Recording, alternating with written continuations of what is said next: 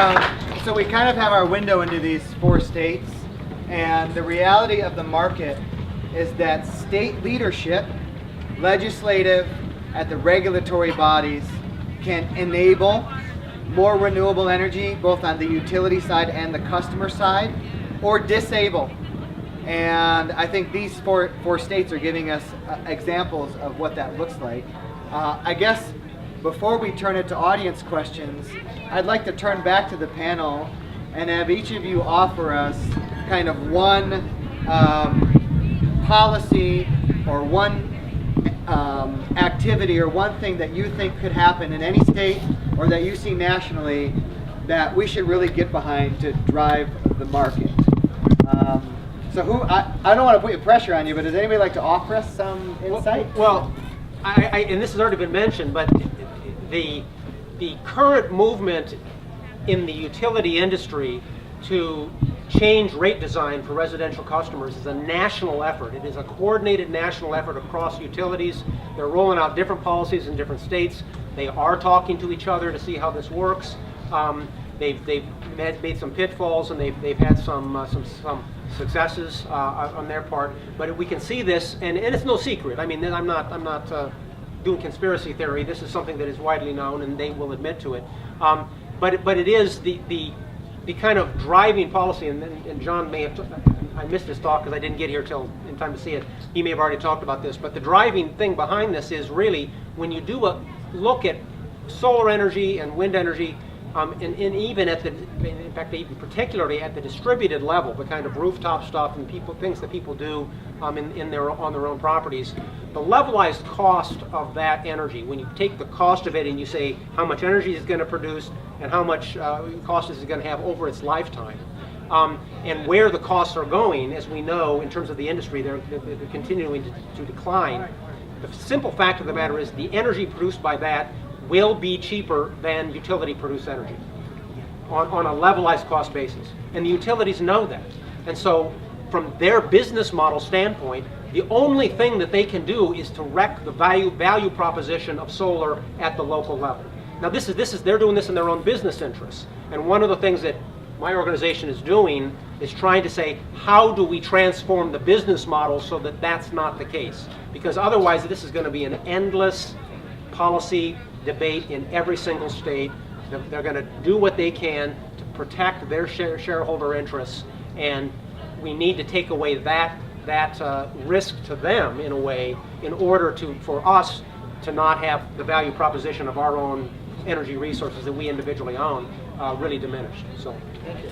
Yep. I'd love to jump on that. I think, when you said kind of like what policy would I name, I think no matter what policy I would pick, and I would name a few, in my mind the key is, does that policy take us one step further into eroding the political power of institutions that continue to act against the public interest? So I mentioned in my talk, we have utilities that we have some semblance of control over. They're cooperatives, they're member owned. Members can step up and say, we want something to be done differently, whether it's community solar or anything else, and co-ops are leading in community solar across the country because their members are able to say, this is something that we want to see different.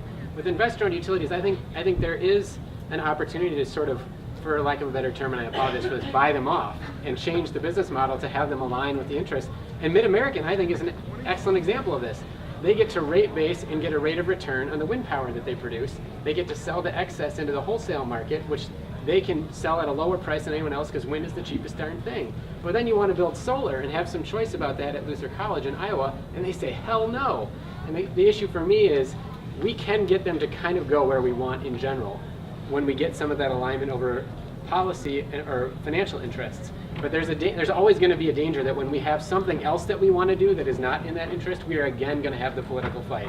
So what are the policies that move us past that? So like, one of the things that we're working on in Minneapolis and in Minnesota is this notion of on-bill repayment. Can I pay for things at the distributed level on my utility bill, whether or not the utility puts up the money? It can be a bank and passed through or whatever. But the idea is, in what ways can we give the consumer more control and the utility ultimately less control in the long run? And that will change the political dynamic in a way that I think will allow all of the changes we want to see happen faster. I'd like to share one perspective that I have, which is that I think it's important for us not to get bogged down in policy and this kind of analysis paralysis. I think it's important for all of us to engage and work in policy, but part of this is really about deployment. The more investment that we can get from the residential, commercial, and industrial side into solar energy, the broader our advocacy base is, the broader the people that are invested in this, the greater the experience, the greater the economic impact, and it really is all about deployment. And I saw this quote from Muhammad Ali the other day, the late great Muhammad Ali, and he said, "What makes you tired isn't the mountain, it's the pebble in your shoe." And right now I feel like where we're at nationally with solar is that solar is, for better or for worse, for people that have money because of the tax credit and because of the upfront cost. And the pebble in our shoe is that we need to make this more accessible to everybody. And the way we do that is deployment, policy, and focusing on constantly engaging new markets and low to middle income payers, and working with utilities and building programs that hit those spots. So on-bill financing is a big part. I just wanted to kind of say I grew up in the state of Iowa. I currently live and work in the state of Minnesota. I used to work and live in Illinois, and did I was at the utility utility board.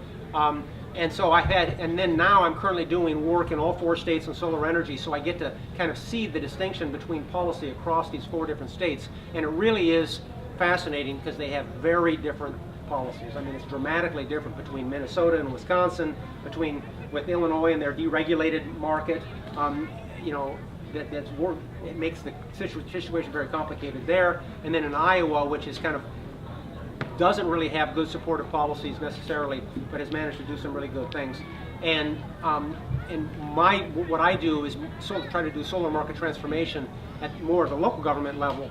But it's been fascinating to see how these policies really do affect the way the markets are developing in these 4 different states. And state policy makes a huge difference about the way the actual markets develop and the kind of economic benefits you get, as well as the environmental benefits that you get from the industry developing.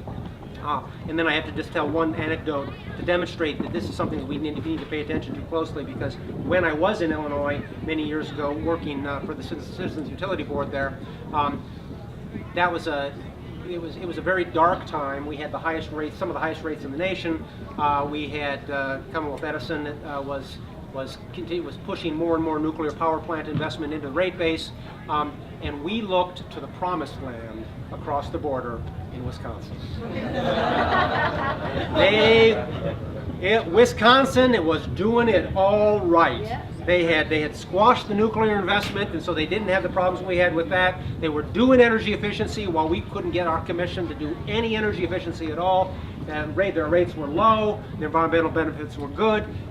That was the promised land for us. So this is a cautionary tale that policy makes a difference, and political activism is an important thing, because you can switch very quickly as we've seen in Wisconsin with just a few elections. So I'll sit down with that.